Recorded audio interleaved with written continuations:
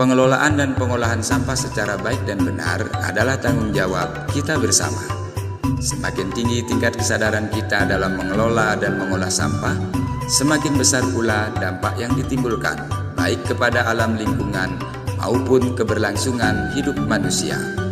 Karena pengelolaan dan pengolahan sampah yang baik tentu akan mengurangi pencemaran lingkungan, terutama oleh sampah anorganik dan residu. Pada video sebelumnya, Dinas PUPR Provinsi Bali telah menyajikan pengolahan sampah organik menjadi pupuk kompos dengan penerapan tebe modern sebagai implementasi atas Surat Edaran Gubernur Bali Nomor 9 Tahun 2025 tentang Gerakan Bali Bersih Sampah.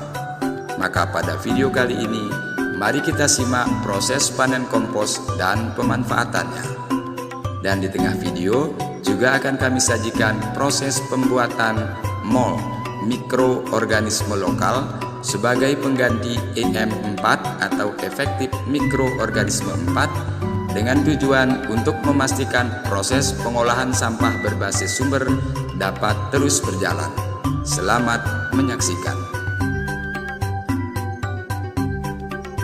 Setelah melewati masa fermentasi selama 10 hari, kompos pun siap dipanen dan digunakan untuk pemupukan tanaman di sekitar areal kantor. Pupuk kompos sangat bagus untuk memperbaiki struktur tanah dan meningkatkan kesuburan.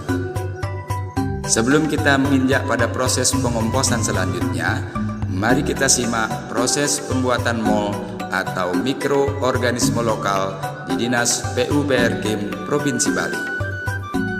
Bahan-bahan yang kita butuhkan antara lain air bekas cucian beras atau air hujan atau air kolam, nasi yang sudah basi dan berjamur, gula merah atau gula putih, ember penampung, dan kompor sebagai pemanas untuk membuat larutan gula atau molase. Langkah pertama, nasi yang sudah basi dan berjamur kita lumatkan dan dicampur dengan air cucian beras. Tujuannya supaya jamur yang ada pada nasi dapat tersebar secara merata sebelum difermentasi. Tambahkan air cucian beras secara perlahan. Langkah kedua, kita menyiapkan molase dari gula merah dan gula pasir yang dilarutkan dalam air mendidih sampai sedikit mengental. Ini yang kita sebut molase. Dan setelah larut, kita diamkan sampai larutan benar-benar dingin. Langkah ketiga adalah menambahkan molase ke dalam campuran nasi basi dan air cucian beras yang sudah kita buat sebelumnya. Aduk sampai rata. Molase atau air gula ini berfungsi sebagai makanan dari jamur atau bakteri pengurai yang ada pada nasi basi, supaya dapat berkembang dengan baik selama proses fermentasi.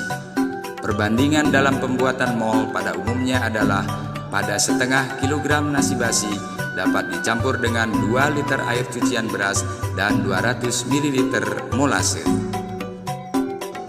Langkah keempat adalah memasukkan campuran MOL tadi ke dalam wadah atau jerigen yang sudah dilubangi pada bagian tutupnya dan disambungkan dengan selang ke botol kecil yang juga sudah dilubangi pada bagian tutupnya. Selang pada tutup jerigen tidak boleh bocor dan harus rapat, sedangkan selang pada tutup botol kecil dibuat sedikit longgar.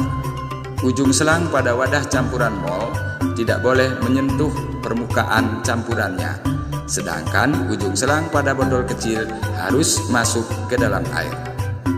Tujuannya adalah supaya gas yang dihasilkan selama fermentasi bisa keluar ke botol kecil sehingga tidak mengakibatkan ledakan pada wadah penampung.